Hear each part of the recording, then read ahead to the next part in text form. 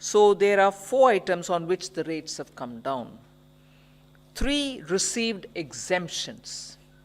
So they are cancer-related drugs, rare medicines for rare diseases, and food products for special medical purposes. These are 3 items on which exemptions have been provided. We've offered exemption on GST for satellite launch services provided by private organizations, the others as well. On the GOM, recommendation particularly on casinos, race courses, and online gaming.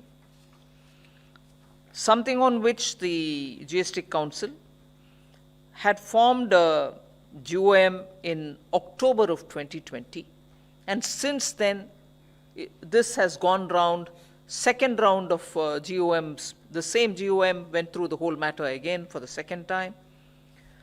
The report was submitted. A lot of stakeholders met the Chief Minister of Meghalaya, who headed this, who was the convener of this group. But today I'm happy to say that we've arrived at decisions.